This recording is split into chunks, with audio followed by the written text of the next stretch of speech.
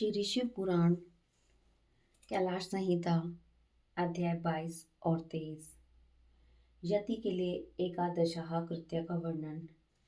स्कंजी कहते हैं, वामदेव, यति का एकादशः प्राप्त होने पर जो विधि बताई गई है उसका मैं तुम्हारे स्नेहवश वर्णन करता हूँ।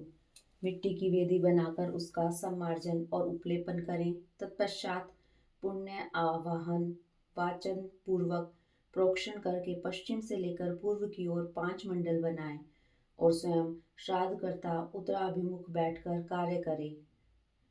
प्रादेश मात्र लंबा चौड़ा चौकोर मंडल बनाकर उसके मध्य भाग में बिंदु, उसके ऊपर त्रिकोण मंडल, उसके ऊपर षटकोण मंडल और उसके ऊपर गोल मंडल बनावें।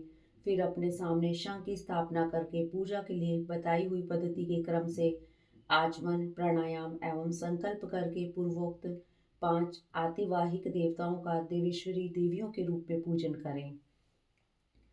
उत्तर और आसन के लिए कुश डालकर जल का स्पर्श करें।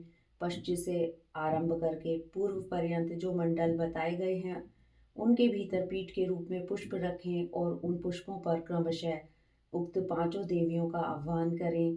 पहले अग्निपुंज स्वरूपिणी आतिवाहिक देवी का आह्वान करते हुए इस प्रकार करें। ओम ह्रीं अग्निरूपा मातिवाहिक देवताम आह्वयामि नमः। इस प्रकार सर्वत्र वाक्य योजना और भावना करें। इस तरह 5 देवियों का आह्वान करके प्रत्येक के लिए आदर पूर्वक स्थापना आदि मुद्राओं का प्रदर्शन करें। तत्पश्चात ह्रां ह्रीं हूं हें हों हः इन बीज मंत्रों द्वारा षडंग न्यास और करन्यास करें। इसके बाद उन देवियों का इस प्रकार ध्यान करना चाहिए। उन सब के 4 हाथ हैं। उनमें से 2 हाथों में वे पाश और अंकुश धारण करती हैं तथा शेष 2 हाथों में अभय और वरद मुद्राएं हैं। उनकी अंग कांति चंद्रकांति मणि के समान है। लाल अंगूठियों की प्रभा से उन्होंने संपूर्ण दिशाओं के मुखमंडल को रंग दिया है। वे लाल वस्त्र धारण करती हैं। उनके हाथ और पैर कमलों के समान शोभा पाते हैं। 3 नेत्रों से सुशोभित मुख रूपी पूर्ण चंद्रमा की छटा से वे मन को मोह लेती हैं। माणिक्य निर्मित मुकुटों से उद्भासित चंद्रलेखा उनके सीमंत को विभूषित कर रही हैं। कपोलों पर रत्नमय कुंडल झलमला रहे हैं। उनके उरोज पीन तथा उन्नत है। हार कयूर कड़े और करधनी की लड़ियों से विभूषित होने के कारण वे बड़ी मनोहारिणी जान पड़ती हैं।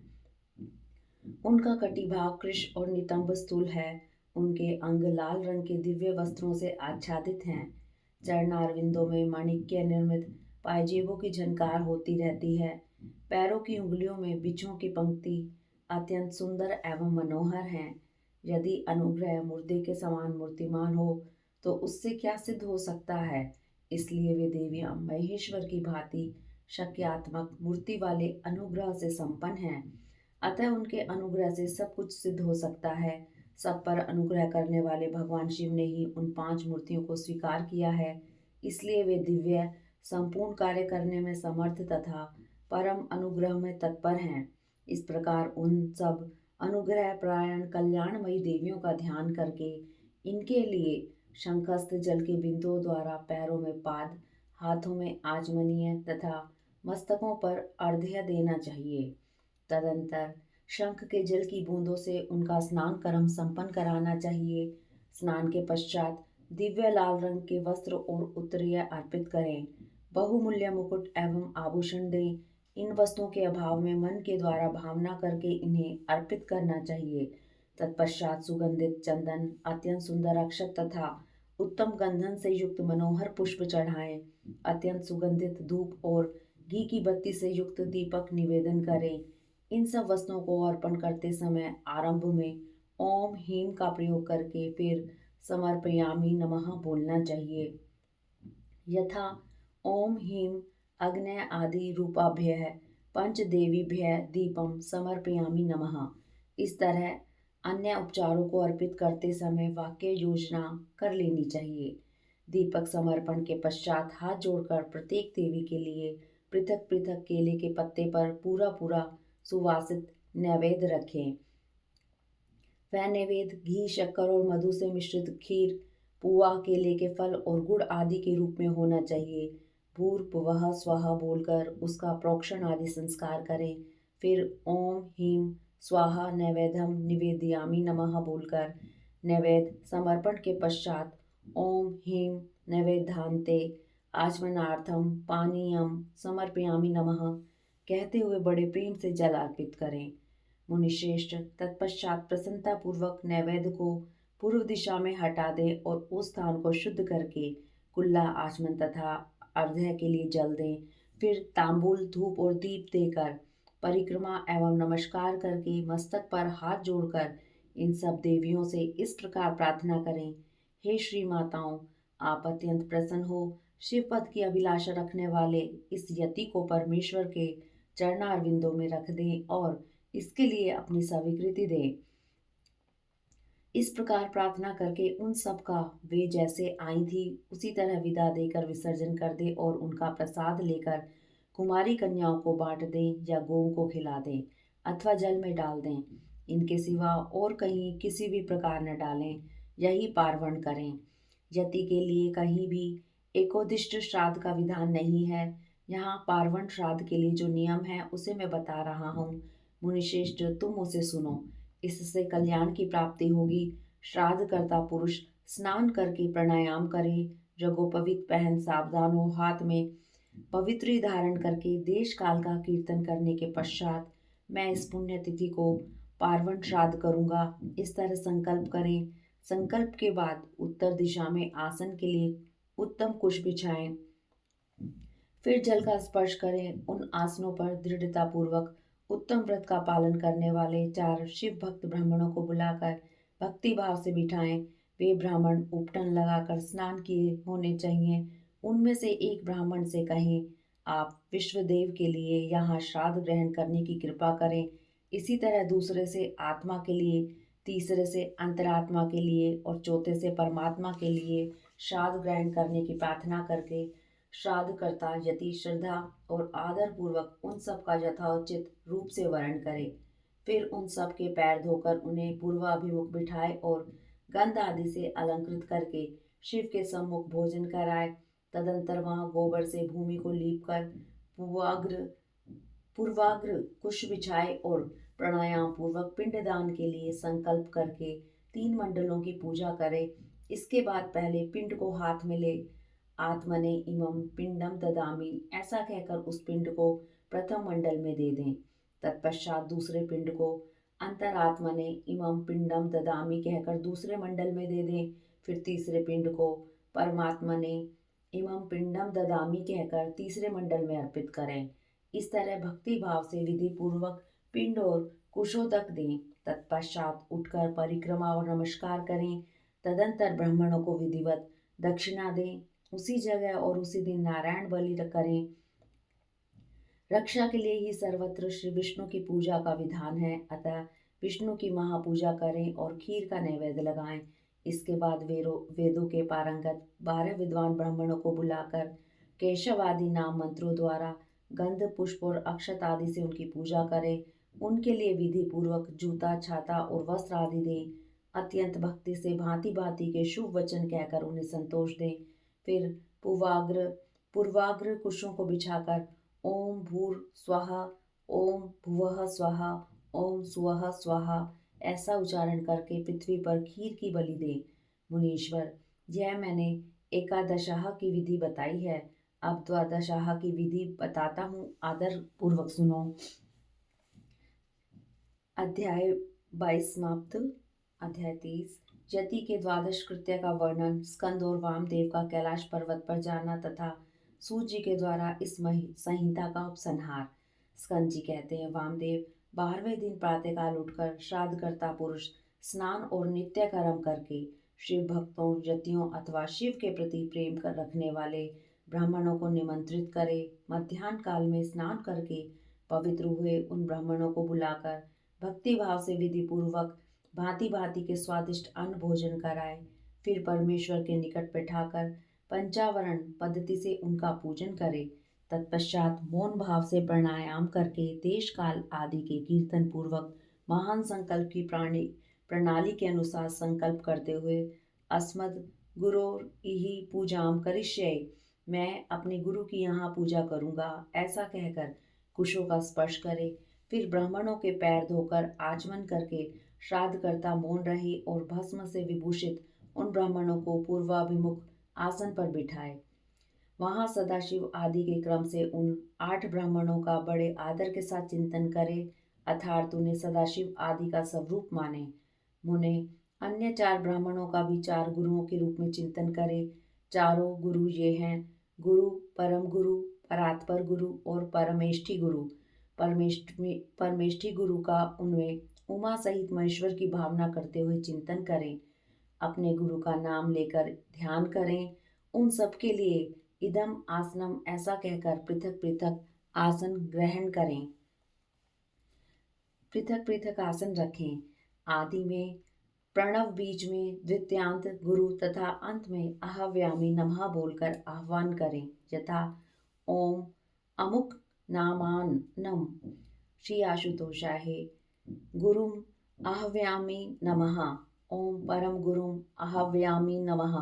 ओम परात्पर गुरुम आह्वयामि नमः। ओम परमेष्ठी गुरुम आह्वयामि नमः। इस प्रकार आह्वान करके अर्घोदक, अर्घ्य में रखे हुए जल से पाद, आचमन और अर्घ्य निवेदन करें। फिर वस्त्र, गंध और अक्षत देकर ओम गुरुवे नमः इत्यादि रूप से गुरुओं को तथा ओम सदाशिवाय नमः इत्यादि रूप से 8 नामों के उच्चारण पूर्वक 8 अन्य ब्राह्मणों को सुगंधित फूलों से अलंकृत करें। तत्पश्चात धूप दीप देकर कृतम इदम सकलम आराधनम संपूर्णम अस्तु, की गई है सारी आराधना पूर्ण रूप से सफल हो, ऐसा कहकर खड़ा हो नमस्कार करें। उसके बाद केले के पत्तों को पात्र रूप में बिछाकर जल से शुद्ध करके उन पर शुद्ध अन्न, खीर, पुआ, दाल और साग आदि व्यंजन परोस कर केले के फल, नारियल और गुड़ भी रखें। पात्रों को रखने के लिए आसन भी अलग अलग दें। उन आसनों का क्रमशः प्रोक्षण करके उन्हें यथास्थान रखें। फिर भोजन पात्र का भी प्रोक्षण एवं अभिषेक करके हाथ से उसका स्पर्श करते हुए कहें, विष्णु हव्यम इदम रक्षसव। हे विष्णु, इस हविष्य को आप सुरक्षित रखें। फिर उठकर उन ब्राह्मणों को पीने के लिए जल देकर उनसे इस प्रकार प्रार्थना करें, सदा शिवाद्यो में प्रीता वरदा भवतु। सदाशिव आदि मुझ पर प्रसन्न हो और अभिष्ट वर देने वाले हों। इसके बाद ये देवा आदि मंत्र का उच्चारण करके अक्षत सहित इस अन्न का त्याग करें। फिर नमस्कार करके उठें और सर्वत्र अकृतमस्तु ऐसा कहकर ब्राह्मणों को संतुष्ट करके गणानाम त्वा इस मंत्र का पहले पाठ करके चारों वेदों के आदि मंत्रों का, रुद्र अध्याय का, चमक अध्याय का, रुद्र सूक्त का तथा सदोत जात आदि 5 ब्रह्म मंत्रों का पाठ करें। ब्राह्मण भोजन के अंत में भी यथासंभव मंत्र बोलें और अक्षत छोड़ें। फिर आचमन आदि जल दें। हाथ, पैर और मुंह धोने के लिए भी जल अर्पित करें। आचमन के पश्चात सब ब्राह्मणों को सुखपूर्वक आसनों पर बिठाकर शुद्ध जल देने के अनंतर मुख शुद्धि के लिए यथाउचित कपूर आदि से युक्त तांबूल अर्पित करें। फिर दक्षिणा, चरण पादुका, आसन, छाता, व्यजन, चौकी और बांस की छड़ी देकर परिक्रमा और नमस्कार के द्वारा उन ब्राह्मणों को संतुष्ट करें तथा उनसे आशीर्वाद लें। पुनः प्रणाम करके गुरु के प्रति अविचल भक्ति के लिए प्रार्थना करें। तत्पश्चात विसर्जन की भावना से कहें, सदाशिवादयः प्रीता यथा सुखम गच्छन्तु। सदाशिव आदि संतुष्ट हों और सुखपूर्वक यहाँ से पधारें। इस प्रकार विदा करके दरवाजे तक उनके पीछे पीछे जाएं। फिर उनके रोकने पर आगे न जाकर लौट आएं। लौटकर द्वार पर बैठे हुए ब्राह्मणों, बंधुजनों, दीनों और अनाथों के साथ स्वयं भी भोजन करके सुखपूर्वक रहे। ऐसा करने से उसमें कहीं भी विकृति नहीं हो सकती।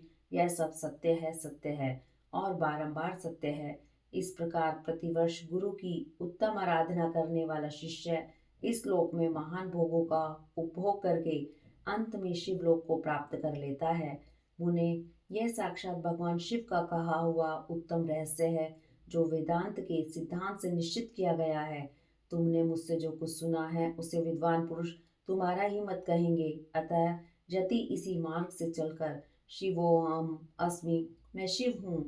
इस रूप में आत्म स्वरूप शिव की भावना करता हुआ शिव रूप हो जाता है। इस प्रकार मुनीश्वर वामदेव को उपदेश देकर दिव्य ज्ञानदाता गुरु देवेश्वर कार्तिकेय पिता माता के सर्वदेव वंदित चरणारविंदों का चिंतन करते हुए अनेक शिखरों से आवृत शोभाशाली एवं परम आश्चर्यमय कैलाश शिखर की ओर चले गए। श्रेष्ठ शिष्यों सहित वामदेव भी मयूर वाहन कार्तिकेय को प्रणाम करके शीघ्र ही परम अद्भुत कैलाश शिखर पर जा पहुंचे और महादेव जी के निकट जा उन्होंने उमा सहित महेश्वर के मायानाशक मोक्षदायक चरणों का दर्शन किया। फिर भक्ति भाव से अपना सारा अंग भगवान शिव को समर्पित करके वे शरीर की सुधि भुलाकर उनके निकट दंड की भांति पड़ गए और बारंबार उठ उठ कर नमस्कार करने लगे। तत्पश्चात उन्होंने भांति भांति के स्रोतों द्वारा जो वेदों और आगमनों के रस से पूर्ण थे जगदम्बा और पुत्र सहित परमेश्वर शिव का स्तवन किया। इसके बाद देवी पार्वती और महादेव जी के चरणारविंद को अपने मस्तक पर रखकर उनका पूर्ण अनुग्रह प्राप्त करके वे वहीं सुखपूर्वक रहने लगे। तुम सभी ऋषि भी इस प्रकार प्रणव के अर्थभूत महेश्वर का तथा वेदों के गोपनीय रहस्य वेद सर्वस्व और मोक्षदायक तारक मंत्र ओंकार का ज्ञान प्राप्त करके यहीं सुख से रहो तथा विश्वनाथ जी के चरणों में सायुज्य रूपा अनुपम एवं उत्तम मुक्ति का चिंतन किया करो। अब मैं गुरुदेव की सेवा के लिए बद्रिका आश्रम को जाऊंगा। फिर तुम्हें फिर मेरे साथ संभाषण का एवं सत्संग का अवसर प्राप्त हो। इति श्री अध्याय 23 कैलाश संहिता संपूर्ण। हरिओम तत्सत। हरिओम तत्सत।